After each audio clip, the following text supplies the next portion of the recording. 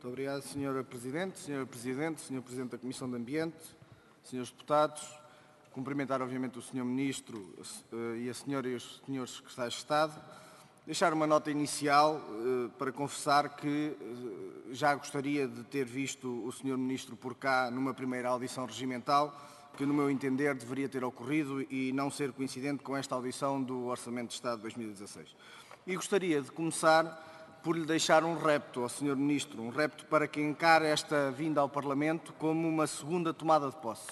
E se não há segundas oportunidades para criar primeiras boas impressões, o facto é que o nosso país precisa de um Ministro do Ambiente e era importante que o Sr. Ministro se assumisse como tal, porque senão corre o risco de ficar associado ou identificado, conhecido, apenas como Ministro da Reversão, da Reestruturação das Águas e da Reversão nos transportes. E se o Sr. Ministro é de facto tão lesto a identificar e a reverter aquilo que acha que está mal feito, no meu entender deveria também sublinhar o que acha que foi bem feito e aquilo a que quer dar seguimento. É que hoje fez aqui um exercício notável, falando como se as apostas da defesa da orla costeira ou das águas em baixa fossem agora feitas pelo atual Governo em antítese com o trabalho realizado pelo anterior Governo. E o Sr. Ministro não precisa certamente que eu o recorde do intenso trabalho feito pelo seu antecessor em matéria de defesa da costa e de alterações climáticas. E também sabe perfeitamente como no setor das águas, o anterior Governo identificou e priorizou as problemáticas em baixa, defendeu a requalificação das redes e as agregações em baixa e por isso é que alocou 634 milhões de euros do POCUR às baixas.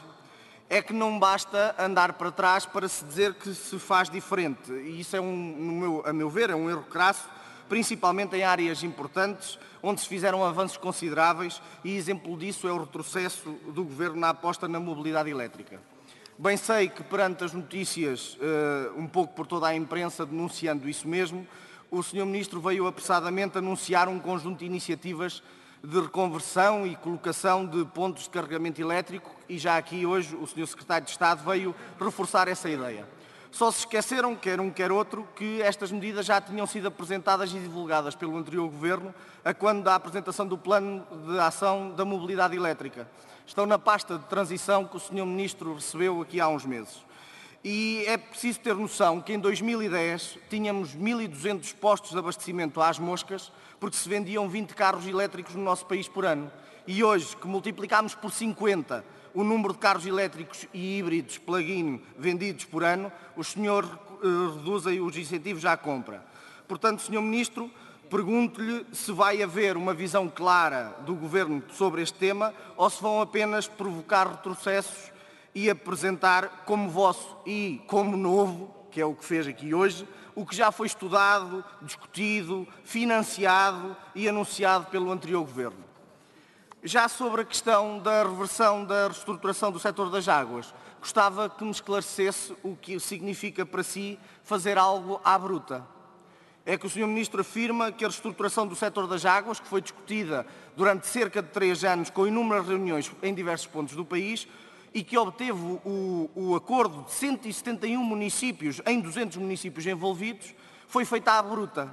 E, em nosso entender, o que era mesmo importante era ter um Ministro do Ambiente que não achasse ainda que é Presidente das Águas do Porto e que se dá ao luxo de fazer uma reversão unilateral, essa sim, a nosso entender, à bruta, de uma reestruturação que era tábua de salvação de um setor fundamental, sobrepondo a vontade de 29 municípios à vontade de 171 e ao interesse nacional.